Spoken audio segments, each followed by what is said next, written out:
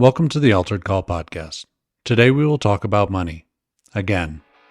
Having set a minimum standard, how do we actually manage the money under our stewardship? My name is Alex Pillischafske. I believe that money betrays worship.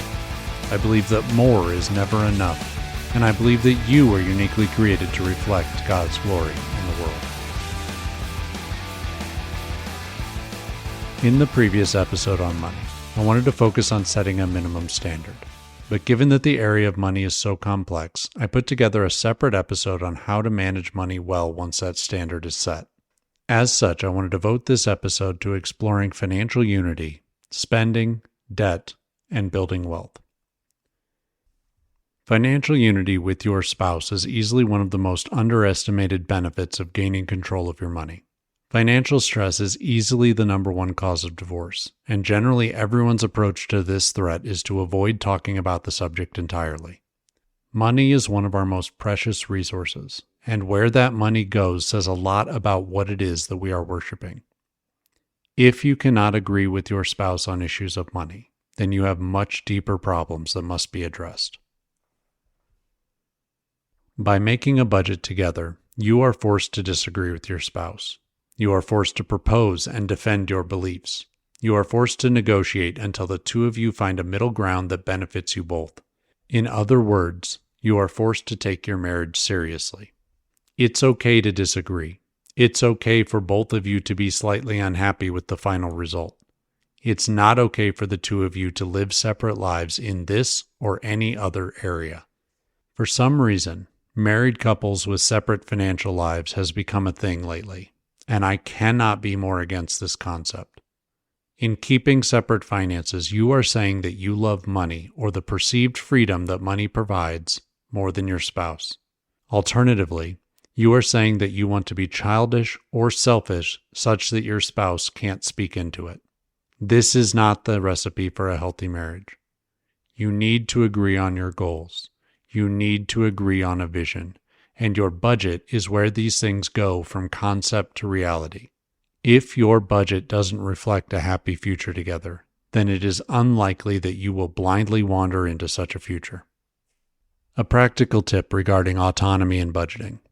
My wife and I each have a small slush account where we get to spend it on things without consulting the other. But this is a tragically small portion of our budget, and it's designed for ease of use, not for undermining the goals of the collective. If you or your spouse need some spending money that operates outside of the judgment of the other, and you can agree to that amount, great, but it shouldn't be much. Moving on to wealth. People like to think that wealth is driven by income, and certainly the two are correlated, but wealth is built using disposable income, or excess money at the end of each month, and there are two ways to increase this number. The first is to increase the amount of money that you make. The second is to reduce the amount of money that you spend. By focusing exclusively on the first, people tend to focus on being more productive at the expense of being more efficient. The problem with this is that often when people work more or change jobs such that they make more, they often increase their lifestyle accordingly. In making more money, they feel entitled to better things. These better things generally consume the new income generated. It turns out that someone desperately chasing after things in pursuit of happiness can make any amount of money and will still find themselves unfulfilled. Addressing your spending habits, on the other hand, can result in contentment. When contentment grows along with income, the gap between inflow and outflow starts to spread, and progress can finally be made. You can hope that your income outpaces your ever-growing desires, or you can tame those desires such that progress can be made at any income level. Our culture is obsessed with the idea of making more money as the solution to financial problems. And while that certainly helps, it is generally more fruitful to start on the other side of the equation. There are fixed expenses in life that you largely cannot avoid. You need to pay for your home. You need to pay for utilities. You need to eat, and most people need reliable transportation. Until you clear the income necessary to pay for these items, a lack of income is the problem that you are facing. From there, each dollar that you make has the option to be spent on things beyond the necessities of life or to be saved. A nicer car, a nicer house, and eating out on a regular basis are all fine, but they come at a cost. For all of the standards that we refuse to set regarding our faith, most people have no problem setting a standard regarding their spending. You see, I have to have a nice car because I need to live in this particular neighborhood because I don't have time to cook food because... Make any excuse that you like, but most people have hundreds or thousands of dollars each month that they spend on things that they strictly do not need. If these expenses were reined in, partially or entirely, maybe you would have the capacity to save, the capacity to give, or the option to reduce the number of hours that you work. Thinking outside of the box often presents opportunities that go unnoticed when you willingly submit yourself to the box. I'm not saying that you need to reduce any of these things, but how different could your life look if you did?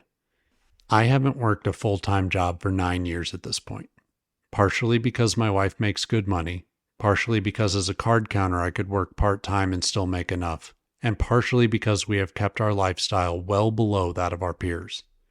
This freedom has allowed us to visit family a great deal more often than we could if we had to schedule around 2 careers. It has allowed me to stay home and provide for our children, and more recently it has allowed me to quit working entirely so that I can homeschool our son. Another way to reduce your monthly expenses is by getting out of debt. Modern society has been so sold on the idea of debt that it is just accepted as a necessary evil. It is not. Getting out of debt, depending on your situation, can be incredibly difficult, but it isn't impossible. After we got married, my wife and I took Dave Ramsey's Financial Peace University and spent the next 10 years getting out of all debt, including our mortgage. During that time frame, we sacrificed many of the things that we could have seen ourselves as being entitled to. But on the other side, we have purchased our freedom. Getting rid of consumer debt payments alone will save most people 20 to 30% of their monthly budget. And once you include a paid-for home, that number increases dramatically. Yes, you still need to set large sums of money aside so that you can buy high-cost items like cars when they are necessary. But you save thousands of dollars in interest every year and you massively increase your cash flow accordingly. This grants incredible freedom in how you can engage with the world because the amount of money that you need to make in order to get by has dropped dramatically, and the amount of money left over each month has radically increased, allowing you to give and save in ways that previously seemed impossible. I cannot recommend the Financial Peace University program strongly enough. If you are willing to take the class and submit yourself to the process, then I think that buying that program is some of the best money that you will ever spend. For those of you that can't or won't, let me give you a quick summary. You start by saving a small emergency fund. You then pay off all consumer debt, then you save a full emergency fund, followed by retirement, paying kids college, and finally paying off your house such that you can save and give tremendous amounts of money when you are done. The power of this plan is that you do one thing at a time. Each step you devote yourself entirely to the task at hand, foregoing anything else that you could be doing with your money during that time frame. This focus allows you to progress through the steps much more quickly than if you were attempting to do small pieces of all of those things at the same time. It also encourages following strong financial principles. Principle number 1. You need to have money saved for short-term expenses. This isn't just the money necessary to cover your monthly cash flows, but extra money set aside for unexpected things like auto repairs, taxes, home repairs, medical deductibles. You might be able to go a couple of months or years without any of these items occurring, but eventually they will happen. And if you don't have money set aside to deal with them, you will be forced to go into debt. Principle number 2. Debt is bad. Borrowing money in order to buy something means that you can't afford it. Now, even Dave Ramsey will make an exception for buying a home, but that doesn't mean that you have to borrow to the full extent that the bank will allow. By exercising patience and putting together a strong financial plan, you can work your way out of debt and stay there. Principle number 3. Saving money is easy if you do it. The problem with wealth building isn't that people aren't invested in the right things, but that they simply don't save any money at all in long-term instruments. Saving is so simple that everyone knows how to do it, but no one does because they would rather spend or because they have given up hope entirely. Principle number 4. Money isn't only for you. As Christians, we are called to give. We are called to financially support the things that we love. Are we called to support our family first? Yes, but money does not exist for our benefit only. I guess now is the point where I put in a disclosure saying that the following isn't investment advice. My degree is in finance. I have been previously licensed, so I believe that this advice clears a reasonable standard. But you need to do your own research and come to your own understanding before you put your money into things. Now I want to address how to build wealth, because I think that this is an issue that many people misunderstand. We've already cleared the path towards wealth by showing how you can increase your disposable income. Once this is achieved, I think that a portion of your disposable income should go to giving, a portion to spending, and a portion towards building wealth. This balance can be anything that you like, and the three numbers do not need to be equal. My wife and I have some extra spending and saving built into our budget, and then any money beyond that goes 60% towards saving, 20% towards additional giving, and 20% towards spending. These numbers aren't important beyond the fact that you don't need to devote all of your energies in a single direction. In our case, we have a lot of medium to long-term saving goals that we are trying to achieve without using debt, so that number is larger. When it comes to wealth building, there are essentially three things that matter: time, money invested, and rate of return. I'll start with the one that people seem to think is important: rate of return.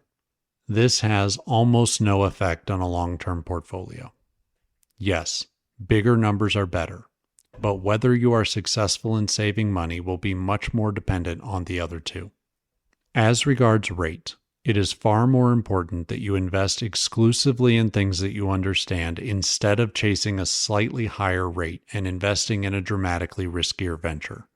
Boring investments tend to do better over time versus whatever flashy thing TikTok is trying to sell you. I personally like to invest in index funds, but I both understand and am comfortable with the volatility of the stock market. Time is easily the most valuable part of wealth building. The power of compound interest is one of the most compelling things that I have ever learned. You can find many videos online explaining the concept, but in short, you would rather invest relatively small amounts at an early age and allow it to grow over time than to invest much more by starting the process later. Now, ideally, you can do both. But know that if you are young, getting out of debt and then starting to invest anything at all is the easiest way to secure your future financial success. If you are older, you will need to accept one of three realities. Either you won't be able to save as much as the younger version of yourself could have, you will need to sacrifice much more in the immediate in order to catch up, or you will need to dramatically reduce your lifestyle in retirement.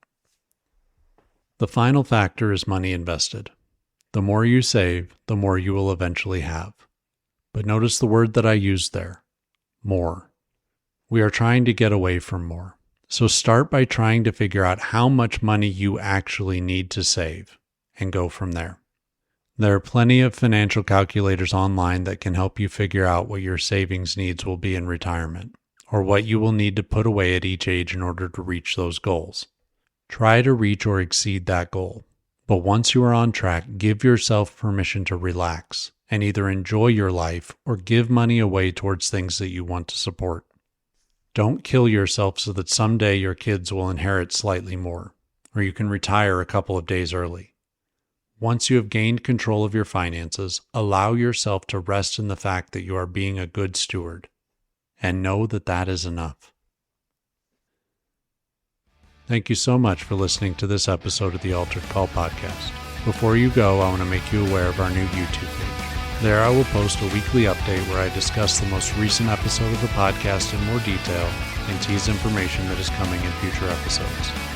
Feel free to like and subscribe here, there, and everywhere if you are finding value exploring these ideas. You can reach me by email using alex@alteredcall.com, or you can visit the website for additional information.